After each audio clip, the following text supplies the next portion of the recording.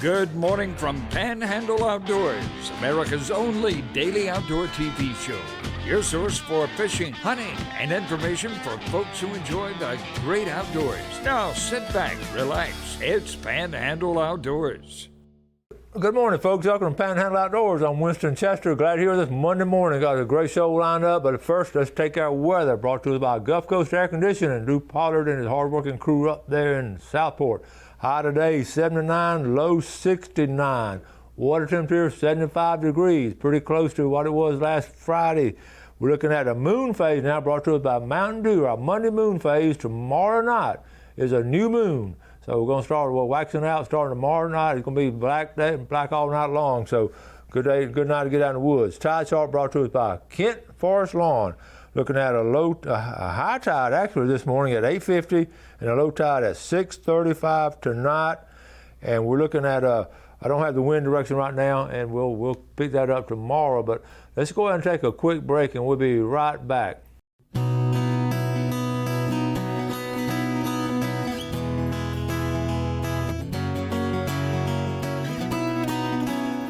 Welcome back, folks. Glad you're with us this morning. Got a big week planned here on Panhandle Outdoors. All kind of cool things going on, some videos, some interviews, and guests coming on, and it's just we're on and on. And we're just going to keep on doing good things for our community here, our community of the Florida Panhandle outdoorsmen. Speaking of which, one of our strong heritages has really been sort of making things with your own hands. You know, and it goes back.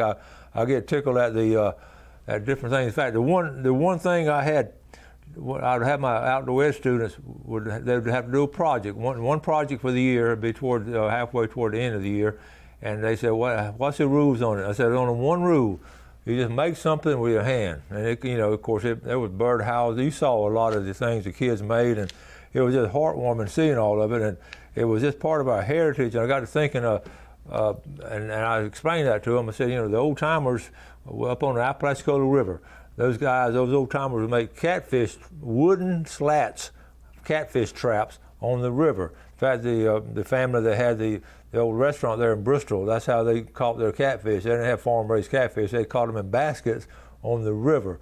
That was Matt Carpenter and granddad doing that. So that was one thing. And then boat paddles. I'll tell you about the boat paddles my granddad made down in Apalachicola. I remember a boat paddle. I got Mr. Sawyer in Apalachicola. He made me I filmed him making one and all. And then I had it was just important to me, building boats all through the Panhandle, the bateaus in freshwater, St. Andrews building these skiffs out here. So our heritage of making things with our hands has just always been so good. I wrote down Mr. Spinks, Roy Ray making lures, Mr. Spinks over there in South Walton County. Then I got this email, notification right here. Chad Copeland over in Bristol, his first trip on Houseboat was a success. He makes all this Saturdays working on it worth it, and I can't wait to make a bunch more memories. So Chad Copeland, here he is working on his houseboat. I got a series of pictures, okay? So what I wanted to, here's a series here. So he's working on it. It says pontoons right there. He's doing this in his backyard over there down below Bristol, and you see the setup. This is a great setup, and he's working on it. Here he is here. You don't do this overnight. You just keep plugging away on it on your free time, and you work all week long. You get a Saturday to work on it. But look at the inside of it. One of my favorite things, first thing I noticed was a rod rack. Look at the rod rack up there. He's got it manned. Then storage up in the top and the back end, got storage over there. Isn't that well made? And now we're going to show you, look at the little American flag around it, and this is a cool little boat he's made for his family. And okay, here are the girls. They're getting ready to go fishing. You can look in the back door. They're on a big river, and here they are. And you see those cliffs there. I think I know where they're headed. Down below Slip and Slide. And they're in the boat. They're going out in the first trip, and they're landing over there. And the girls just going hiking. The girls just going to hang around the riverbanks. And what's Dad going to do? Chad's going to catch them some fish. Folks, this is our heritage right here. And then it starts getting dark. The girls, they build a fire on and they're cooking supper. The girls, it looks like they're going to eat hot dogs, and Chad caught him a fish, and he's fried up some fish right there on the houseboat. Is this not cool? And there it is, got the fish done, and here the girls. Let's see, we got a hot dog here, got some fried fish here. One girl's eating hot dog. Okay, that's cute. And they're sacked out. Got a TV back there. Here it is. That's Saturday night, and they camping on the river. Okay, that's great. And that's but anyway, that's what I wanted to point out. Part of our heritage from building all those things just continues, and it was just thank you, Chaff, for sending those pictures, and especially y'all gonna have a lot of memories with your girls growing up there, and they will always remember these kind of things right there, and that's what we encourage a lot of y'all to do. Now, with that being said, we have a rich history also of the fishing, people making fishing tackle. And it goes way back, like I said, the Amy Lee Mechanical Men are here, the Blue Springs Men are up in Mariana, and these guys back then were hand carving it, and that sort of still goes on. And the video coming up is one of my friends, Mike Edwards from Lynn Haven. Mike Edwards is a third generation home builder in our area. His granddad built homes, and his dad, and he does build fine quality homes. But he loves to fish. He's really always been a fisherman. He makes his own lures and started back. And what this is, I was going to try to do the video, and I was going to try to do it in one show. But I went over to his house the other day and just started filming, and I couldn't rush through it. When Gail edited it, we had more than one show. So we're going to watch part of the video today and the rest of it tomorrow. It's one of the rare times that we have back-to-back videos, unless one of those like overnight fishing trips. So you're going to see just a craftsman doing his work, making his own fishing tackle from the very beginning, and going to cutting it out and the work that goes into it. So it's just really heartwarming to see this. Mike is so meticulous, and he's willing to sell some of these. And I want to recommend that you buy some, because you're not going to be able to get these in stores and all.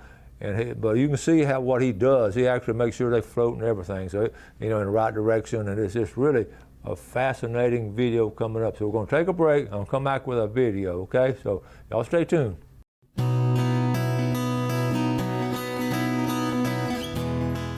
All right, folks, here in Lynn Haven at the home of Mike Edwards, and we're going to visit with Mike at a little workshop back here. I've been trying to get him to come on the show for years. I'm coming to him. Now, this is what we're going to talk about. He hand makes these lures. I know it's hard to believe, as good as beautiful they are, but there's some of the wood there. So Mike Edwards, tell us, you've been a builder for a long time, buddy. Oh yeah, my father started here in '47. I grew up building houses and working with wood, and so this is what I come out here and I play with on rainy days. Yeah. This workshop, folks. I know you guys and ladies are going to look at this workshop. Look at it. We'll come back to deer later, because we got to stay focused. Now, if not, we're going to be here talking about all kind of stuff. So this is cool. Well, I've seen his work. He's given me some of his lures, and also, what made you start thinking about making lures? Years ago, I always been fishing on the river, and I just wanted to make a bait that I could fish with myself. Say that I actually made the bait and caught a fish on it. So you just started whittling away, or what? Well, I started over here. These are old ones where I first started boxes, and this is where I was learning how to do it. These are some where I had to hand make my own lip. Nowadays I buy them out of a catalog. You hand made the lip? Yeah. I had to cut that out and glue those two pieces together and drill an eye screw put in it. This one I wanted to make I wanted to make one that didn't have a lip on it, so it'd swim like a minnow. It actually worked. Took it to the Choctahatchee River, caught a fish on it, and retired it after that. See, all these are old ones where I made the lip. They're just nothing. When did you start making those? How long ago? Well, I'm trying to find one. It's a long time ago. A long time. That's good enough. Yeah, that's an 01 on the back of that one. Okay. 20-something years ago. Uh-huh. All right, so I start out with a block of wood. Like so this. What kind of wood do you start using? I like this red aromatic cedar. Red cedar. Yeah. Okay. Kind of smells good. To make cedar chest out of. But it's dense. It's a good wood, easy to work with, and it floats good. That's another reason I like it. But some woods, the grain is real coarse, heavy, and you'll try to work with it and it'll split. This is a piece from an old door jamb of some type. It's some type of mahogany, but it's got the texture of balsa wood. Looks like balsa wood, but it's not. But it's real light too. So you got your block of wood. So what's your next step? You just start sort of making a form? Yeah. This is my stencil to get the width just right. Okay. All right. I come up here and I get my width. This is how I'm going to make them. Okay. So that's your width. And I like the grain of the wood to be horizontal with my bait. Okay. I mean, with the surface of the water. So now I'm just going to rip this down. It's going to get noisy. Okay.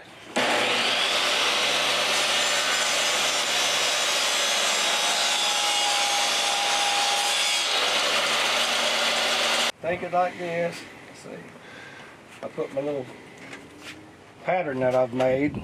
That's your pattern then, okay. Yeah. After all the years I've been working with it, I've marked where this is. This little place right here is where the eye will go. Then I'll bring it over here. All right.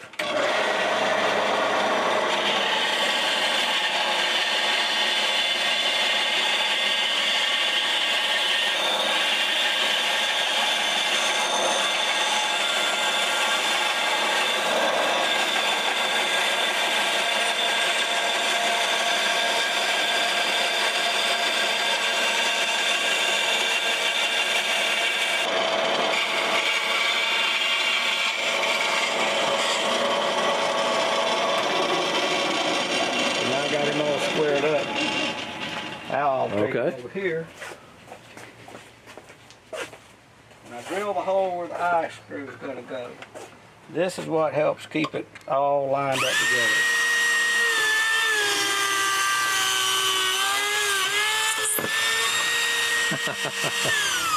together. Okay, that's cool. A little Dremel tool in it. No Dremel. Okay, so now it's sort of rough, so... I'll knock the rough off of him. Okay.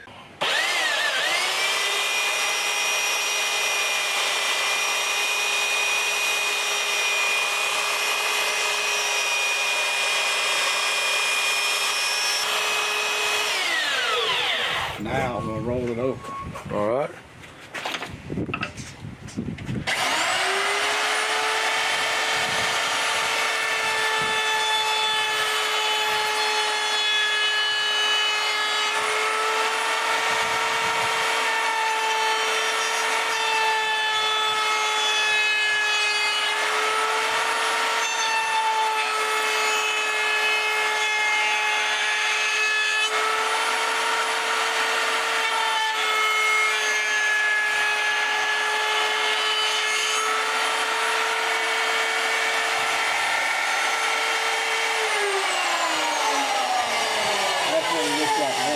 Oh, that looks good.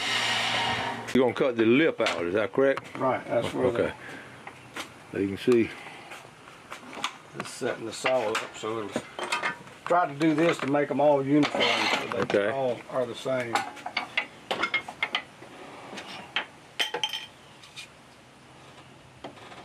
Let's see, I've still got my flat sides. Okay. That's why I do it like this, because I've got all my flat sides to clamp it down, and even on here still I got enough flat.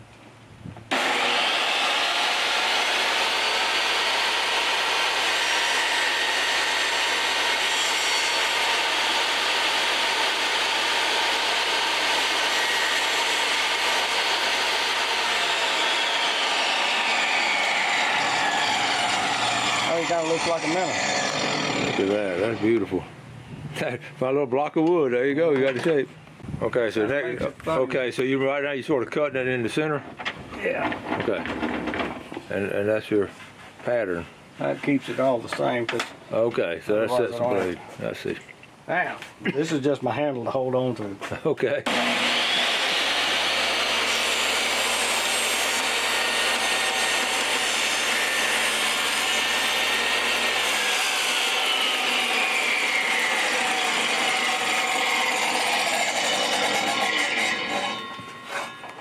Wow. Okay, so Yes. See my pattern should fit right on in there. My pattern fits right inside. Okay. I'll mark how long I want him right here.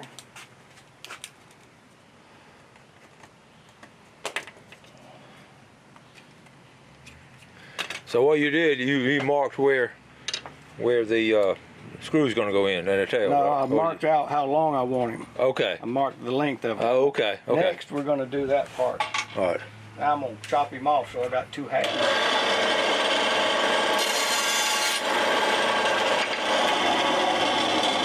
There's our 2 halves. Okay, 2 halves. All right. The other thing that the eye screw does, I put my nail in there for when I glue him together.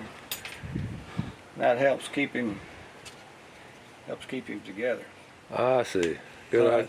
Now we've got to set up a different stage. That's that carpenter builder coming out in here. Yeah. Getting right side of the hole, right side of the nail.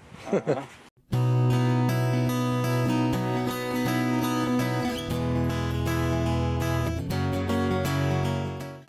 Okay, we're setting up now.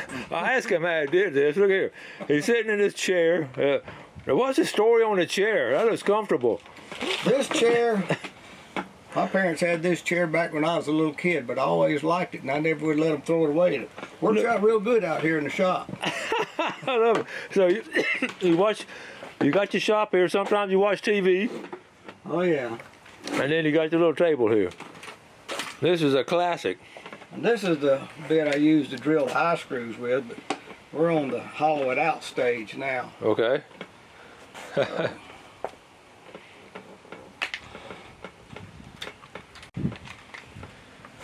to be able to see. Kind of like the dentist would use to drill your tooth out. It's just a lot bigger. He would use a little tiny one. That's going to bring back some bad memories in some folks. Yeah. Put my eyes back in here. See, and now on the bottom, see, I've got it marked. And I'll mark this thing. That's parts that'll leave solid for the eye screws.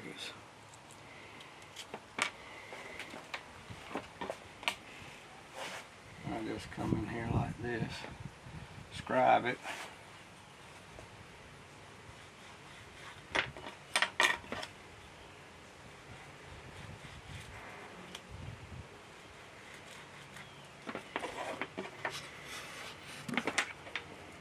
This an eye screw there, so Okay, that's where I'll leave a space on each side of it so it's got some good meat to put the screw in. Mm-hmm. Do the same to this one.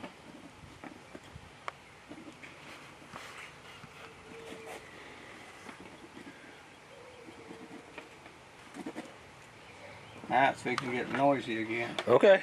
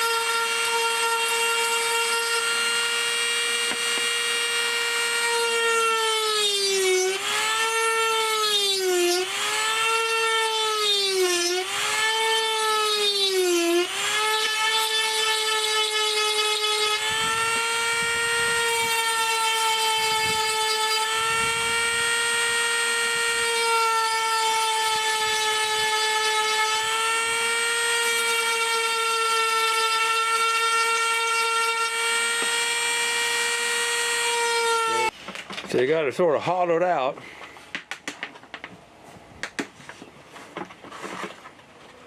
What's next up? Daisy BBs. Daisy BBs. I love it.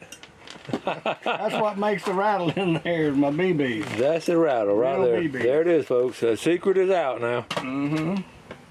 Now, you put 2 in each one. How many did you put in? I just put 2 in them. Sometimes I just put 1. The other thing I'm going to do is, see, I got to get rid of this rough edge around here so it sits tight to each other. Okay. So you sand it all. Okay, little sanding block.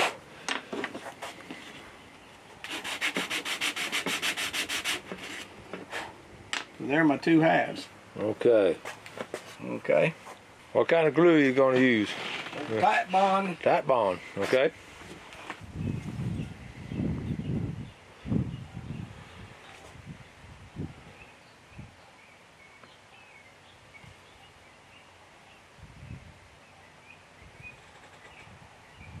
See, when I do this, I got to be careful. Because when I glue that BB inside, I don't want the BB to get into the glue. Oh yeah. You don't think about it. Sometimes it does. Huh. And halfway through the drying stage, I have to pick it up and smash it, you know, bounce it on the rear end and break it loose. Got a lot of glue in there this time, a little too much.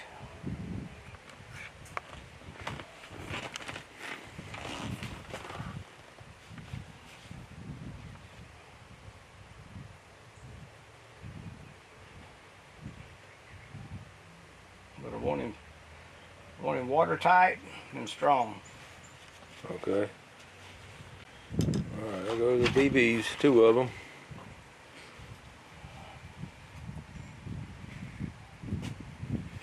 See, that nail goes through there, that holds them together.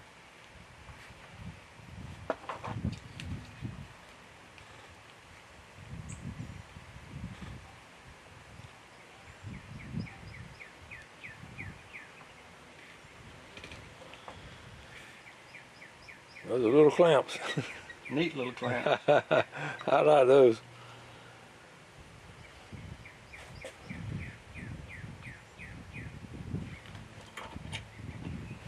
Thanks for watching America's only daily outdoor TV show, Panhandle Outdoors with Winston Chester, featuring hunting, fishing, and other activities and information to help you enjoy the great outdoors. Join us next time for Panhandle Outdoors.